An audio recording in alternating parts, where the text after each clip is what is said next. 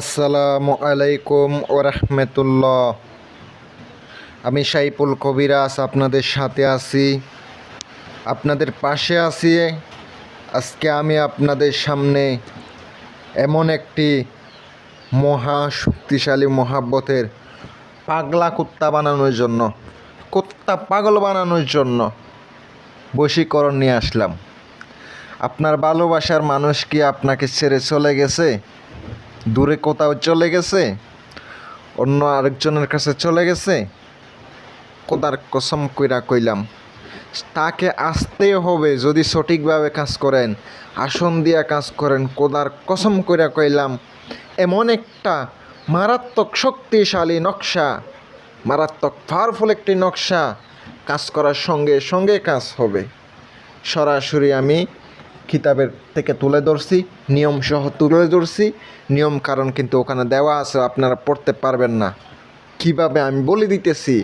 উপরে একটা লাইন আছে, ওইটা মহাব্বতে পাগল করার জন্য বশীকরণ।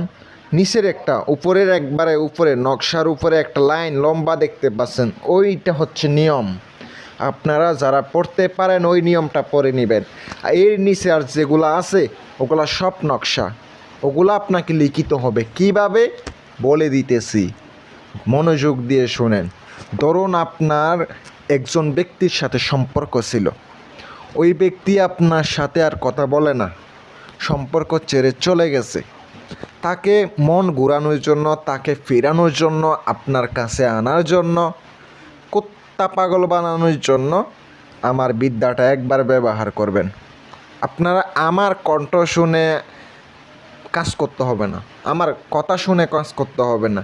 একটা মনে দীর্ঘ বিশ্বাস নিয়ে, দীর্ঘ ভরসা নিয়ে আপনার ভালোবাসার মানুষকে পাবেন, এই বলে আপনাকে কাজটা করতে হবে। আমার কথা শোনার দরকার নাই, ওখানে যেভাবে নিয়ম আছে ওভাবে করেন।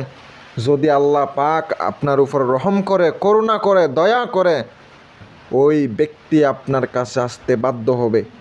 ওই ব্যক্তি যতক্ষণ পর্যন্ত আপনার কাছে না আসবে, সে আপনার কাছে না আসা পর্যন্ত ছটপট করবে।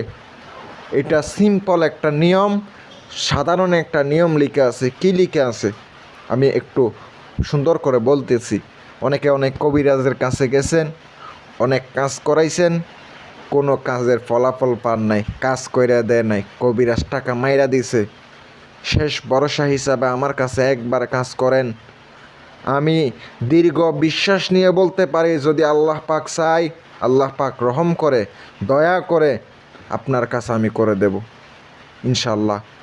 অনেকে কাজ করাইছেন, অনেকে টাকা দেন নাই। অবশ্যই দয়া করে যদি আমার ভিডিওটা দেখে থাকেন, টাকা দিয়ে দিবেন। যারা কাজ করাইছেন ইনশাল্লাহ টাকা দিয়ে দিবেন। আর যাদের কাজ হয়ে গেছে দয়া করে একটা কমেন্ট করবেন, যেন অন্য মানুষও উপকার পেতে পারে। আপনার কমেন্ট দেখে যেন উৎসাহ পায় কাজ করার জন্য। আর যে নকশাটি দেখতে পাচ্ছেন, শনি অথবা মঙ্গলবার দিন আপনাকে কাজটা করতে হবে। কাজটা যখন করবেন আপনাকে অবশ্যই রুটি আনতে হবে, মানে রুটির আটা আনতে হবে, গমের আটা কিনে আনতে হবে। এক দামে নিয়ে আসবেন। আপনাকে নদীর পানি, জোয়ার বাইটটা নদীর পানি আপনাকে সংগ্রহ করতে হবে। এক নিঃশ্বাসে তুলবেন, ওই পানি দ্বারা আপনাকে আটাটা গোলা বানাইয়া আটা তৈরি করতে হবে। কিন্তু সাবধান, লবণ দিবেন না, লবণ ছাড়া তৈরি করতে হবে।